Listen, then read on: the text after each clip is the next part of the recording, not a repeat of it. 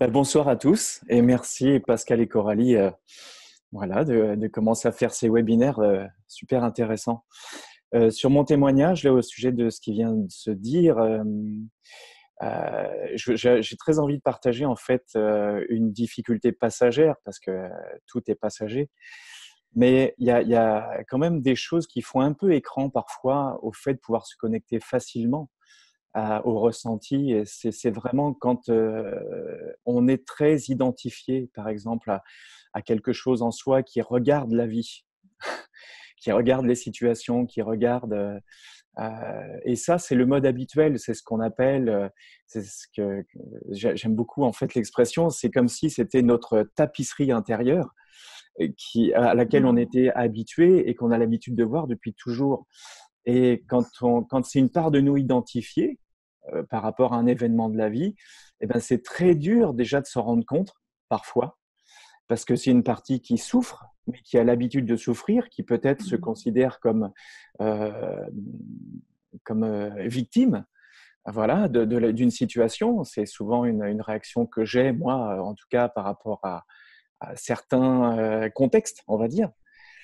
Et voilà, ça peut faire partie de ces choses qui sont difficiles du point de vue du détachement intérieur, pour pouvoir trouver l'endroit juste et l'accueil de ce qui est, y compris cette part de nous qui a l'habitude de regarder la vie. Et c'est trouver encore l'angle à l'arrière de tout ça pour essayer d'englober en fait cette part qui a l'habitude de regarder.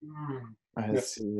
Voilà, je Merci. voulais juste partager ça Bien en termes sûr. juste de difficultés passagères. Merci beaucoup, Patrick, parce que c'est un exemple concret de moments dans notre vie où notre mental, notre compréhension n'est absolument aucune aide. Hmm. Parce qu'effectivement, c'est tellement moi, on n'a tellement aucun recul que c'est impossible d'en sortir. Je veux dire, je suis moi, je suis pris. C'est-à-dire, éventuellement, il faudrait que quelqu'un d'autre soit là pour me faire remarquer peut-être Mm. que je suis pris dans un schéma.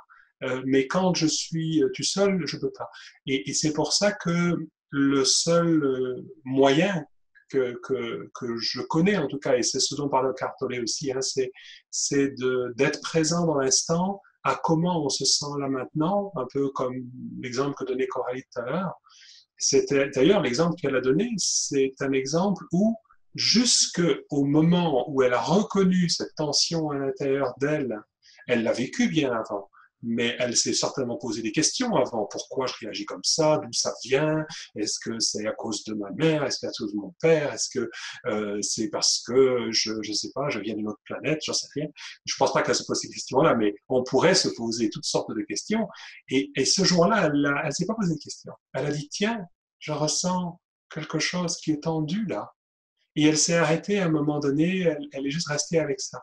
Donc, c'est ce que moi j'appelle la sagesse de l'inconfort, c'est-à-dire que dans l'instant présent, on peut être présent à quelque chose dans nous, comme tu le décris, quelque chose qui n'est pas paisible, quelque chose qui peut se sentir comme une victime. Il y a un sentiment de ça, il y a une sensation à l'intérieur de ça.